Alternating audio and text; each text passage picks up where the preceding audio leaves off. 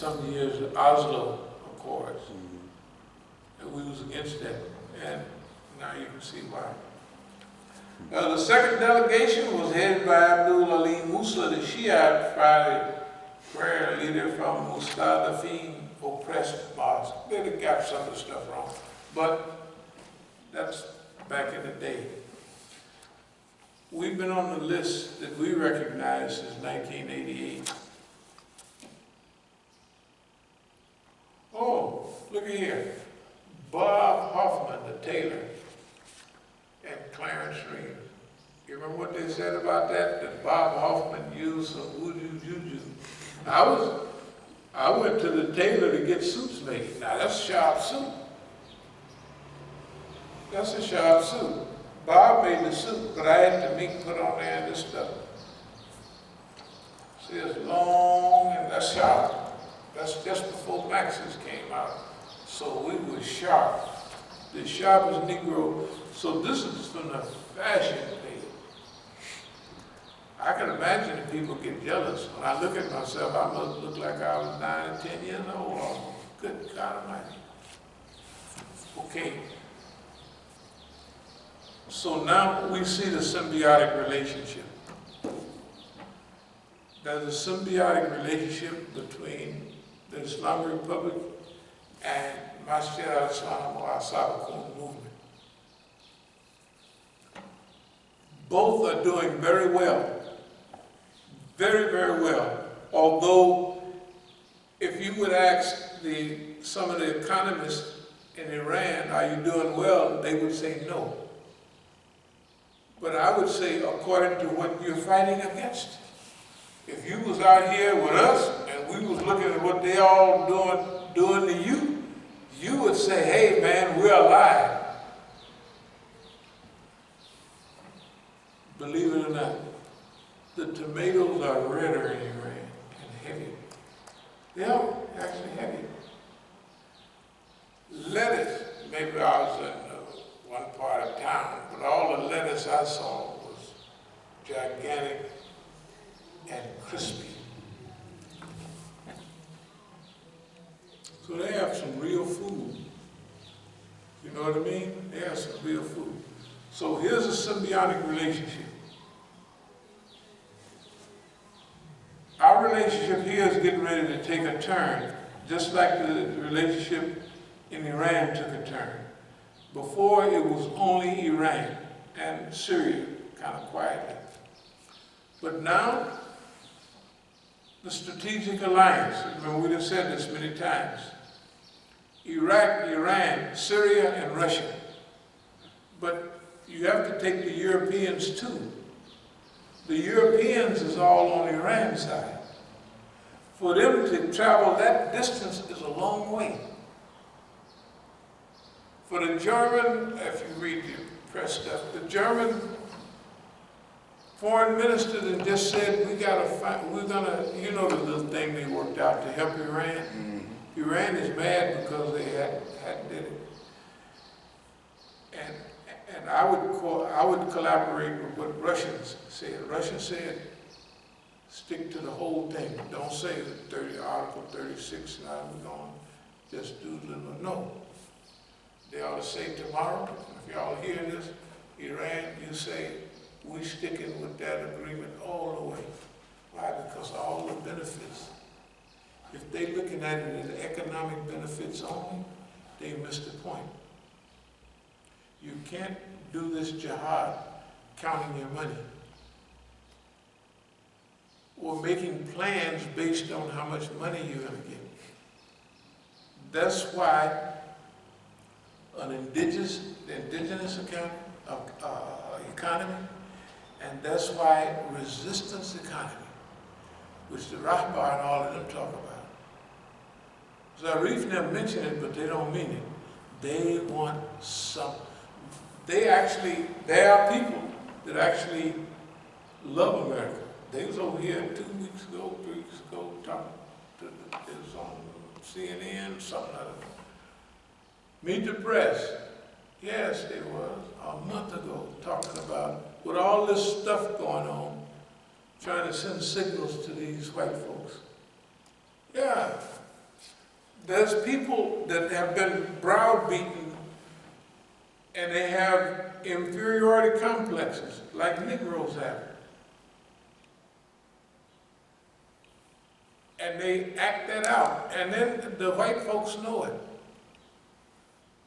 So you would wonder why, if these Americans over here have a few homeboys over there, right? Why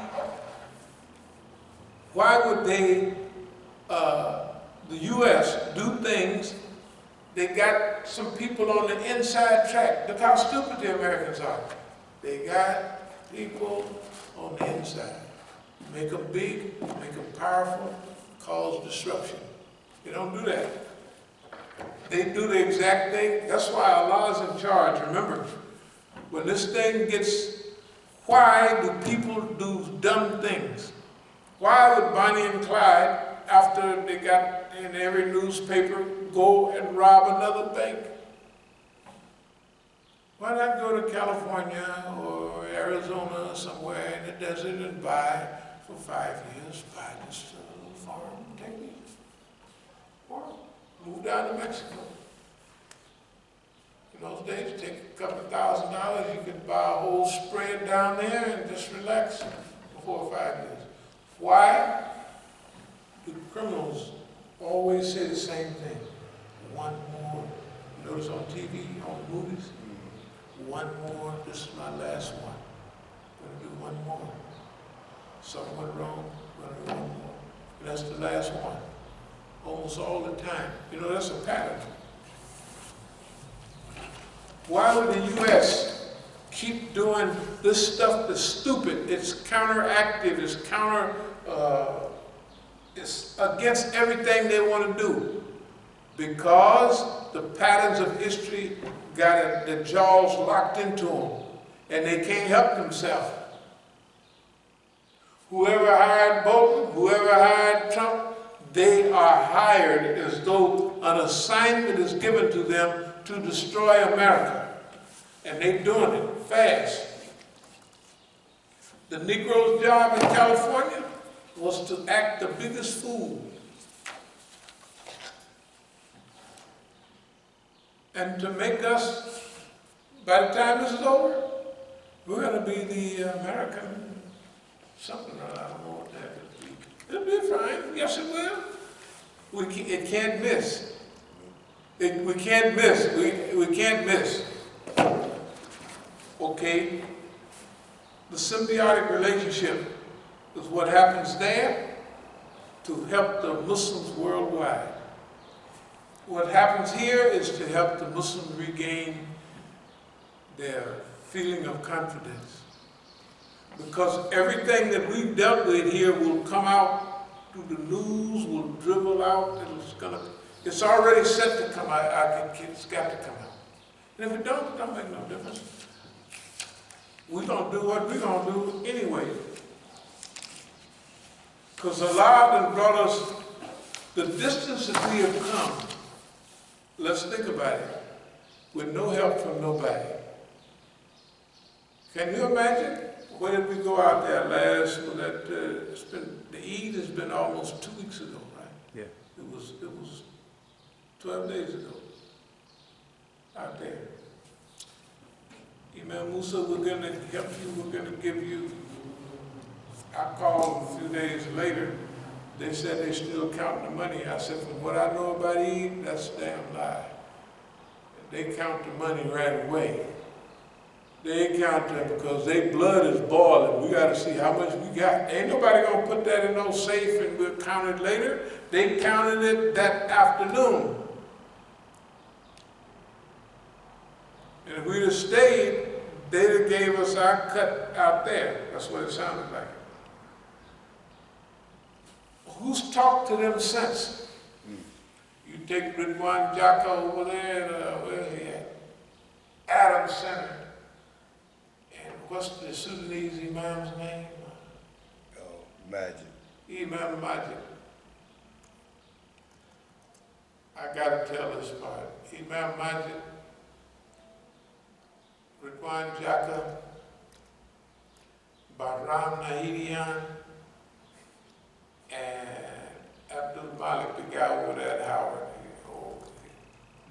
Jahari Abdul-Alim.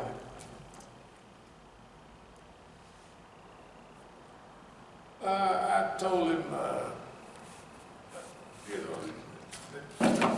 Jahari, he kept acting funny. I said, the reason I don't come to the meetings anymore because he haven't called me, you know, so,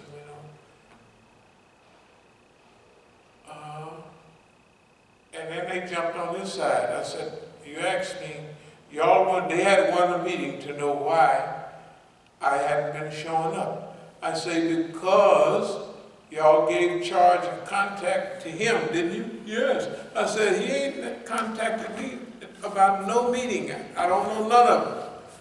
And the only reason I got to this one because y'all called me personally. So is that what you mean? You mentioned earlier about gatekeepers. They're gatekeepers. The gatekeepers are tons of them. But his job, remember the nice programs we had at Howard? Right. He cut them all off. When he got there as a so-called Imam, a chaplain, no more programs at Howard. All our good, broad programs stopped. Why? Because people don't want to come to the Masjid all the time. But the Blackburn Center is a neutral ground.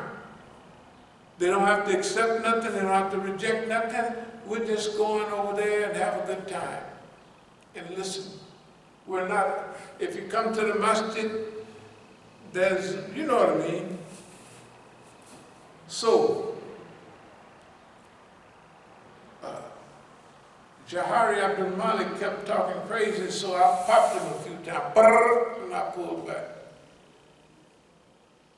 So, everybody was astaghfirullah. I said, man, get out of here with that religious stuff. What are you talking about, astaghfirullah? Y'all cut my throat anytime you want to stab me in the back, and then you start hollering about astaghfirullah. I said, that ain't gonna work with me. You can go holler out the window or something. You know, so Bahram, he took my shirt, and he says, pushed me back up, but I said, if you don't get your hands off me, I'm going to drop you right. I don't know what the hell is wrong with you. He thought we were so close, or he had so much authority, that I was going to let him put his hand on my collar and, you know, twist it like you.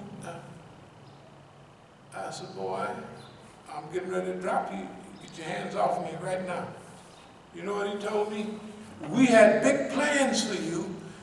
We had big plans for you. They select and choose everybody they want. The government of the United States. They select and choose. I was even watching a program with Lena Horne. She was giving an interview in the 1970s, and there was a lot of some other black women on there. She said, yeah, I was selected. For the way I look, I was selected. In other words, they was realizing what had happened to them.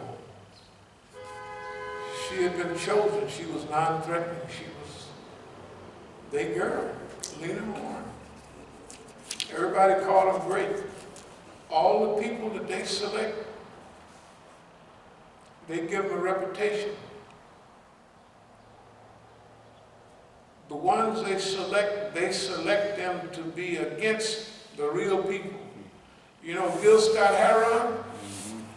Heron, whatever you want to call it. Revolution won't be televised, this, that, another. Where did he get all of that? Last Poets. They downed the Last Poets and they gave it to him.